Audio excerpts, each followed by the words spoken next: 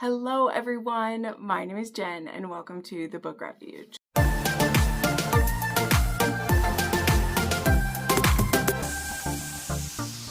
Hello my friends and welcome to another video, and today I'm actually going to be doing a tag, which I feel like those have really fallen out of style. We haven't done them in a while and I'm not sure why people don't like them. I mean, I think they can be really fun, especially when it's a really fun theme. Going around, I've created a few tags myself through the years. I used to do them a lot more regularly. But this one was actually created by a good friend of mine, and I couldn't decide what to film today. And then Lizelle actually tagged me in the tag. I had seen Jess do this from Honest Fiction, and I was like, you know what? That's a sign. Not only had I already seen it, I wasn't sure what video I wanted to film, and then Lizelle tagged me, so I was like, you know what?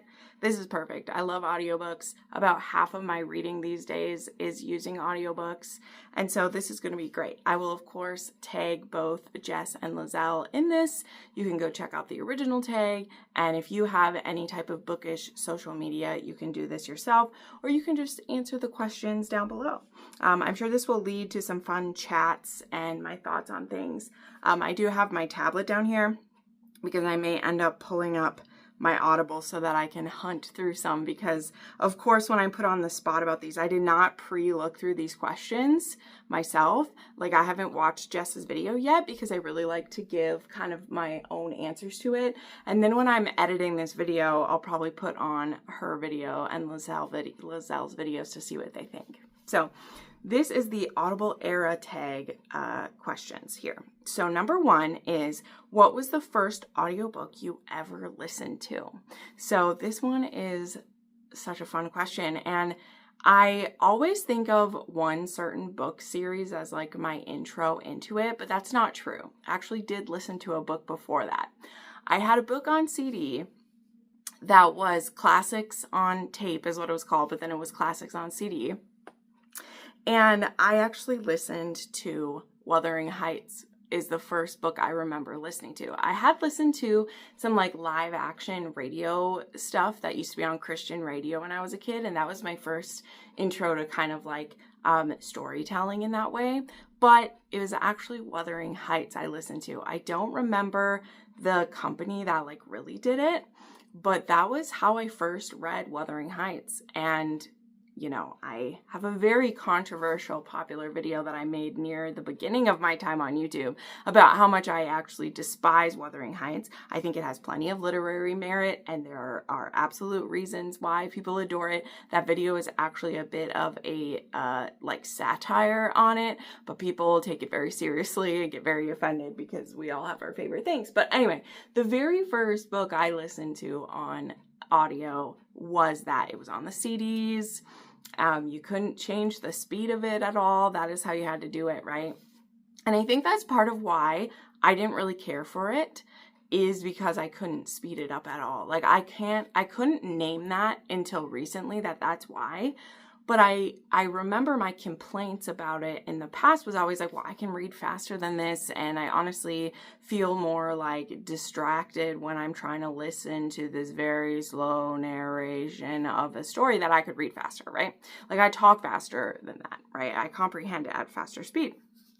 And so, yeah, it's just a whole thing where I thought I didn't like it, but I won't jump through that whole thing because I feel like there may be more questions. Again, I'm literally taking these one question at a time. There may be a question which we'll get into more of that, but that is the first one I listened to. I listened to Wuthering Heights.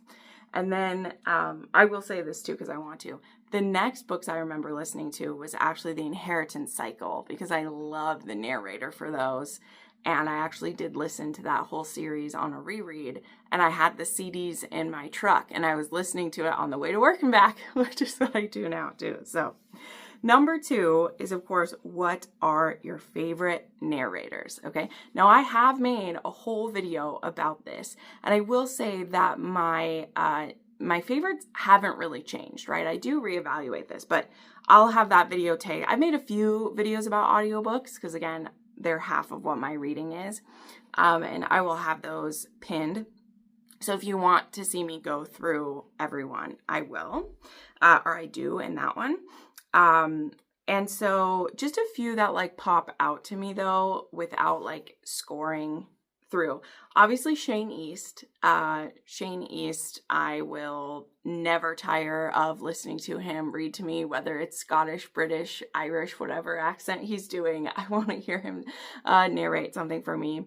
I love his pairings with Zara Hampton Brown. I also really love his pairings with Justine Eyre when he narrates for Mariah Stone. I really like those. Also narrator, a new like favorite I really like who does dark romance a lot of times is actually Corvin King. He's actually narrating Beautiful Venom, and I have an ALC of that. I'm actually rereading the book using that, and I am loving that. I also love Stella Hunter. I love... But the people that really stick out, Troy Duran, really love him. I really love, Michael Kramer and Kate Redding. They're a staple for all fantasy lovers. I'm sure you've listened to something they've narrated. But yeah, I listen, as I've said, to mostly, you guys know this if you're here, I listen to mostly romance. So there are just some that stick out more than others. Yeah, Sean Masters, Connor Craze, I also love Mackenzie Cartwright. I said Stella Hunter already. I love Erin Mallon. I also love Rebecca Soler. I do. As I said, I told you the very first books that I listened to, but the audiobooks that got me into audiobooks for real was the Lunar Chronicles, and Rebecca Soler narrated those. So I always share that part of the reason why I gave Fourth Wing a try is because when I was like, all my friends are reading it, and I had a credit for Audible, and when I saw that Rebecca Soler was the one narrating it, I was like, jump on top of it. So anyway, those are a few. Again, I made a whole video, so since I'm doing this without having prepared, that's probably going to be the best place to look. But those are a few that I hear all the time, and I love it. There's very few narrators I don't like. So there's that side to it, right? Oh, Jacoby Diem. I should say that. Jacoby Diem. I should mention him. He does the Grip trilogy. I love him. Okay, what audiobook platforms do you use? Okay. Well, again, I have a whole video about this, and I have shifted a little bit to the two main ones I use are BookFunnel, which is where a lot of ARCs come from for me. I am a reviewer for Must Love Audio, as well as when I've reviewed for individual authors. A lot of times they send it to me through BookFunnel. So BookFunnel is a platform, and then Audible. I know they do have the corner on the market though, and if you're looking for an audiobook, you're most likely going to find it with them. Although I just recently have tried Google, because that is how I got an ALC from Nikki Harris. She sent it to me via like Google Play Books, and I think I really like their platform too. And so when there was the last Stuff Your Earbuds event, I usually always look for the BookFunnel link, or you get them on Spotify or whatever. But this time around, I chose the Google Play option. So I have about 20 audiobooks saved on my Google Play that I really want to try. But the other ones I use is NetGalley's, which not super great. They really need to update their platform for the audiobooks there. But I have at times used AnyPlay, and I've used, it's now called Everand. I haven't looked into that since the name has changed. And I used to use the Libby app, but I think all of those are still great. For the workload that I have and where I'm needing to consume them from, it's BookFunnel and Audible. That is where it has all the books that I need. I don't dislike certain platforms. I just don't have time for anything outside of the Audible and BookFunnel ones that I read. Does that make sense? So I have audiobooks saved on a few other platforms. Like I said, the Google Books. So far, I've only listened to one book there. I have some on NetGalley, but I just don't have extra time outside of my ALCs and books I've already purchased on Audible. So yeah, those are the two main ones that I use. Number 4, what book did you love on audio that you might not have enjoyed reading physically? Well, this one's an easy pick. It's an easy pick. And the audio format is what makes this actually one of my favorite books of all time. This series is one of my favorites of all time. And it's not even romance. And that is the Illuminae Files by Jay Kristoff and Amy Kaufman. These books were all the rage in BookTube when I was I hadn't even started a BookTube yet. I was just starting to watch it because I watched BookTube for about 2 to 3 years before I started my channel. I think it was 2 years, yeah. And the Illuminae Files were going around. And those books, if you've opened them, you know the way that story is told. It's told through files. So there are files, there are transcribed recordings, which has someone narrating that. There are maps and there are diagrams. And if you read that book just with your eyes and you read through it, it is very confusing. I know there's some people who've done it, who've enjoyed it. I think it's hard to get the scope of the story when you read through it, because when you listen to it, that production, which has sound effects, which has a full cast, which has just music, it has all these things in it. It leads you through the story. And I've found that people who've tried to read it without it, and again, that's not that there's no one who's liked it without the audiobook, but I found that people who didn't use the audiobook generally have a lesser view of that book series.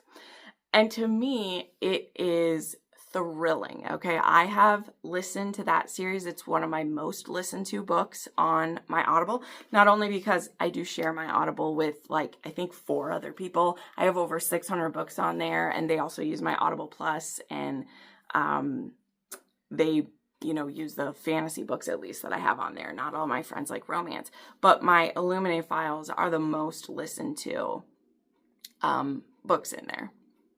And I just enjoy them. I reread them, at least once every 2 years. They're just fantastic. And for me, I don't think I would have even attempted them before then.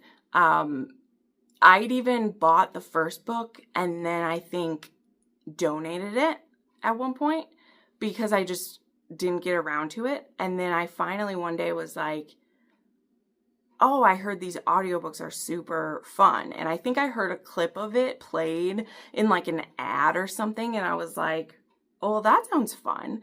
I like audiobooks. And so I gave it a go. So anyway, that was a long explanation, but that is 100% the truth for me, that I wouldn't have even really given those ones a try without the audio.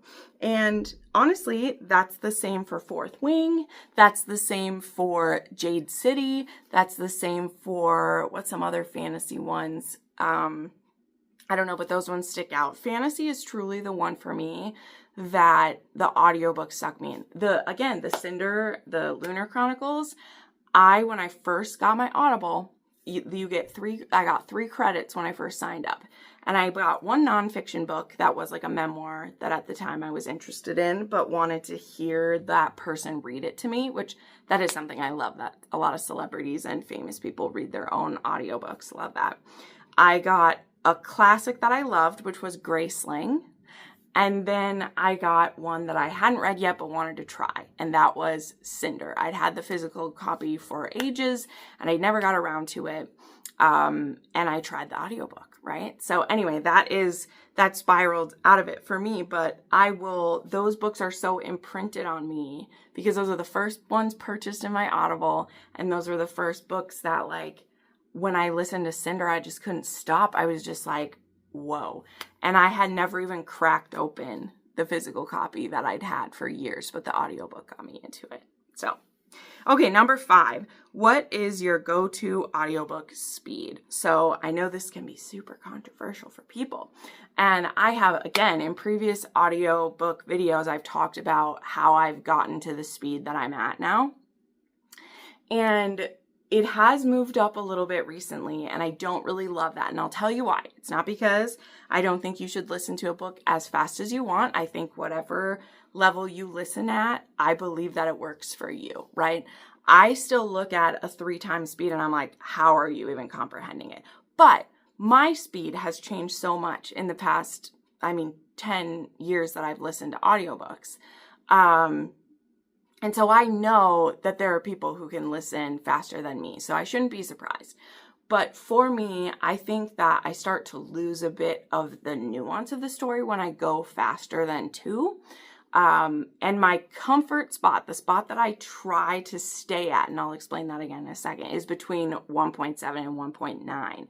That is where I think it's sped up enough that I'm getting through it, and that's about the speed that I read, is 1.7 to 1.9. But I also still get the nuance of the story. There's still pauses. If there's a pause, you know, like you can still feel that. If there's an intimacy scene, it doesn't feel like we're jackhammering through it. And I also know that, like with speed reading and with like speed listening, the more you practice at a certain pace, the more you'll be able to go faster. And I personally just don't want to get to the point where I'm going too fast through a story. I know that's just for me personally, and because I'm a reviewer.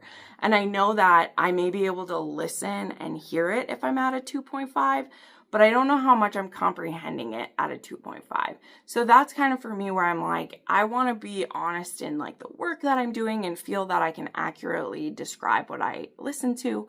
And so for me, my go-to when I start a book, I'm usually at a 1.7 to a 1.9 is where I'm starting. Now, I may get up to a 2 to a 2.25.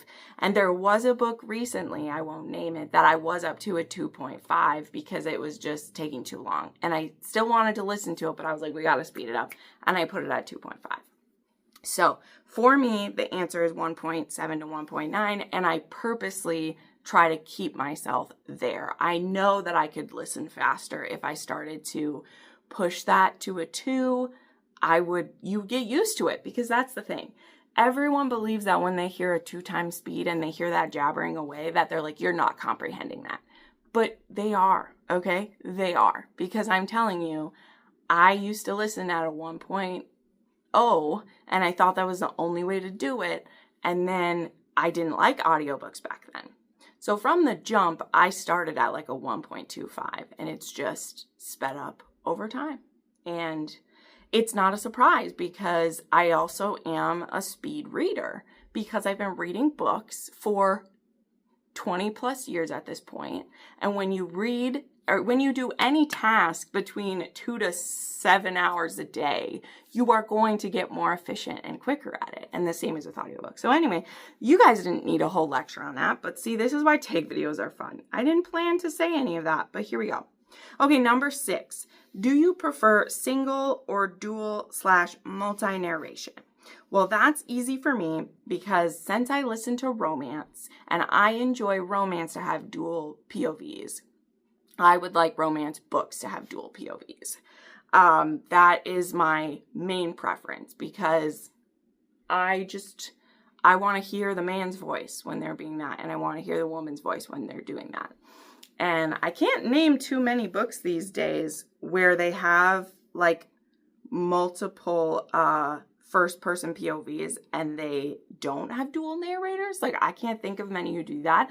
I know there's some where it is dual third-person point of view and it's one narrator, but I can't think of ones that are other ways. So I like dual. And now she doesn't ask this in here. I did just peek ahead. My preference is duet. It is. It really is. Now, what's interesting on that, let me just unravel a little bit more because it's fun. There has recently been some people, again, there's so many new people to audiobooks all the time, and I love that. Like, it was funny. It's not funny because they were harassing the author about this, but like Caught Up by Nevessa Allen is coming out later in June. I do have an ARC of that. I don't have an ALC of that, though I did see some people did. I wish I had the ALC of that, but I have an ARC of it. And ALC is an advanced listening copy, just in case you don't know. I still get questions sometimes, which is totally fine, vernacular, but ARC is an advanced reading copy, which is usually a digital book or a physical copy, and ALC is an advanced listening copy. And people are mad that she has a new narrator. But I don't understand what people think because it's new characters. Like, it's a new pair. Like, so yeah, a lot of authors get new narrators when they do that. Not everyone. You know, there's some examples like couple I named earlier, Sean Masters and Kit Swan, for Sawyer Bennett, they narrate all of her books, even though there's different couples. But a lot of authors switch up their narrators. It's a matter of, does that narrator, are they already booked by the time that author is booking for that? Or do they just want a different vibe for it? You know, another one is J.T. Geisinger. Troy Duran does all of her books, but there are different females who come through. So there's that. But I do prefer dual, and I like duet best. But there are reasons why some authors don't like duet. Besides the fact, everyone, you have to understand, audiobooks are a huge expense for authors. And add on top of that, if it's dual narration, now you're paying 2 people. And if it's duet narration, the sound engineering that goes into that one is a whole other thing. And that's even more expensive. So when you're asking an indie author to give you a duet narration, you are asking a lot of investment for them. And a lot of times authors never make the money on their audiobooks back. It's only if they have like a publisher or their book gets picked up by like Podium or something who they're going to front the cost for it that an author can do that. Anyway, side information on stuff. But some authors just don't like duet narration because there are some women who do very good male narration and there are some men who do the females really well. Elsie Silver, she's fully admitted, like, she doesn't really care for duet narration. She likes dual narration. And so often that is what she wants her books to be. And I think that's totally cool. This is someone who definitely could afford to have duet. She likes doing dual. And there are so many people who get mad and I'm like, well, it's all preference. Don't listen to it then. Would you rather have an audiobook or would you rather have the audiobook your way? Like, you have to decide. Okay, moving on. Number 7, do you listen while multitasking or sit and listen like it's a movie? That's a great question. Multitasking, definitely. Honestly, sometimes it stops me from starting an audiobook if I don't have something that I need to be doing. Right now, I do a lot of like puzzles while I'm listening. I do a lot of my note transfers while I'm listening. I have a podcast and or an audiobook going all the time. Now, I do sit and see it like a movie as well, especially in fantasy books. I am definitely known to have the audiobook on and have the book open, which that might even be one of the questions. I don't know. But I will sometimes do the immersive read where I have my book open and I'm listening. I did that with Shield of Sparrows for a little bit. I do that with Empire of the Vampire, those ones. I've done that with Sarah J. Maas a lot because I just love those books. So I like listening to it and reading it. So I do like to do that. But in general, the reason why I get through so many books is because while I'm doing tasks during the day, I have an audiobook going. And while I am snuggled up on the couch at night, I'm reading an arc or doing some work on a book. And I'll have like a podcast going on the TV or something. So I do like to just sit and watch it like a movie. But usually I'm multitasking. That's how I get through so many books. Number 8, what is your biggest audiobook pet peeve? Oh man, I'm sure there are so many. The ones I automatically can think of are, to go back to the fact that there are some narrators who do really good at narrating the female if they're a male or vice versa, when they don't have a good grasp on that, you know, and they make the other sound really whiny or really like just off. It can be annoying. Like, it will just make me cringe so bad. And that's, you know, I truly think that if you are a narrator, particularly doing romance, where you need that opposite sex character to be sexy to the people, I think you have to have perfected your opposite sex narration, right? I just think you do if you're going to get picked up to do romance, right? It's like that skill of any craft you have. Like, you need to have that, because if you're throwing a reader out of the book because you can't narrate a man or vice versa, I don't think you should be doing romance, because the point of an audiobook for me is for it to be immersive, for me to feel like it's all there, and that's cringe. The other thing is if I can hear the breaths too much. I can't even imagine how complicated it is to narrate an audiobook. I have no desire to do it myself. But when you can hear the breaths in between the statements, and then you have that on like, you know, a 2.0 speed, and so all you hear is talking, you know, and the breaths, like, I really don't like that. And I wish with the like sound engineering that they would cut that out. That annoys me. It won't always throw me off of a book, but there are certain narrators that I just always know I'm going to be hearing like mouth sounds, and I really don't want to. Those are kind of the main two. Those are things that I will get irritated with the book and then like probably close it and switch to the physical book. I have done that before. I'm not someone who really returns audiobooks. I don't really do that, but I have before when a narration has just been like, no.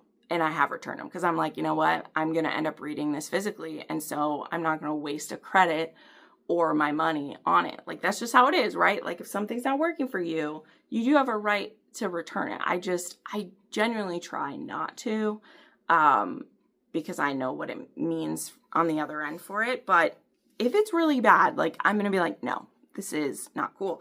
So yeah. Number 9, if you could make any book into an audiobook, which one would it be and who would narrate it? Man, I don't know about that. I feel like all of the ones I want already are. Like, to be honest, I know one. Untouchable doesn't have an audiobook. Untouchable doesn't have an audiobook. Let me see if I can grab it without dropping this on my head. I totally forgot. Yeah. San Mariano has never had this one turn into an audiobook yet. Ooh, I would want it to be duet narration because this is only in Zoe's point of view. And I would really love a male POV. And I gotta say, after just listening to I'm a Good Way into Beautiful Venom, truly in my head, I'm like, I think Corvin King's voice does dark romance really well. Like, truly. So if I did a pairing up for this, let me just spit this out there. I would say Stella Hunter as Zoe with Corvin King as Carter. I think I'm going to say that. She's never told us if she has plans for this. The Coastal Elite series is picked up by audiobook like publisher. Like, I think Podium's doing those. But Untouchable has never been done. So I did just think of one. Untouchable needs to be an audiobook. Like, why hasn't that happened yet? The other, I will say, just as a side note, I don't really have to cast for them, but I would love the rest of Claire's books to be done in audio. I've talked about this before. She self-did a lot of her Noelle Adams titles, and she did self-do a couple of the Claire Kent ones. Now, the first 3 books of hers were picked up by a audiobook publisher, and so they haven't picked up the rest of the series, and so someday she may pay to get those ones done, but the books aren't necessarily like worth it, right? Like, they haven't got done. But I would of course love the rest of the Kindle series to be done, and probably by whoever the main narrator for those ones is. That would be good. Okay, number 10. What is your all-time favorite audiobook experience? Okay, well, let me try to pick here, because the first one was, what was your first? And I did talk about some of my favorites. So let me think about this. What's your all-time favorite experience? I mean, again, the Illuminate Files, you guys. That is a book series that, like, I stop what I'm doing and, like, flip through the file. And, like, I get goosebumps when I listen to it. I never tire of listening to them. Like, it's fantastic. I will say another experience that was really cool is, I mean, it's actually the graphic audios of A Court of Thorns and Roses and Akamath. Like, those were so good. So good. But the others, I'll say this, it often is fantasy or sci-fi books that I've really enjoyed the listening experience. And the Jade Legacy trilogy, those are narrated by Andrew Kishino, and they are fantastic. Like, that trilogy, listening to those, and then I was the first one I buddy read with Jess, and the other two I read them, but I updated Crystal on them as I was listening to them. And I felt such an ache while I was reading that series of, like, I was afraid of what was coming next, but I also loved the book so much. Like, I could make myself cry right now. Talking about Jade Legacy is so good. Like, guys, that book is so freaking good. I could cry. Just fantastic. And that experience is just, like, it puts you back in a place when you hear it, you know? So yeah, those are a few. But again, Illuminate Files, fantastic experience. Sarah J. Maas books I enjoy those so much too, especially the graphic audios. Also, God of Fury, you guys. God of Fury, okay. Ugh, the performance in that. Those are phenomenal. Okay, so good.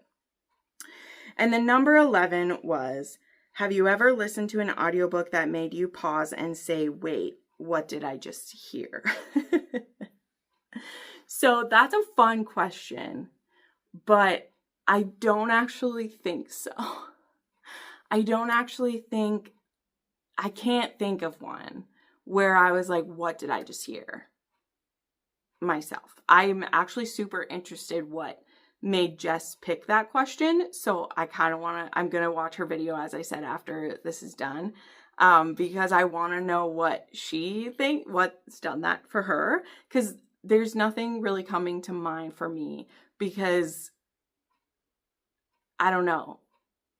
Yeah, there's just nothing where I've been like, what did I just hear?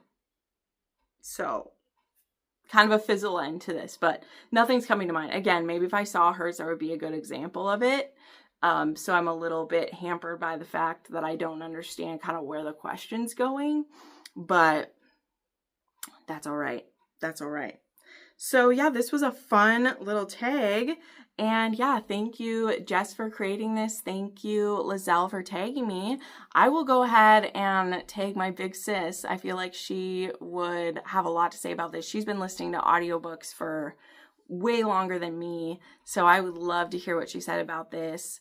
I'm trying to think who else like really listens to audiobooks. Maybe I'll just leave it with her. But this was a really fun tag. I love audiobooks. As I said, they're half of my reading, and they just make reading so enjoyable and really help me get lost in it. So thank you so much for watching this, you guys. You are the best, and we will see you in the next video. Bye.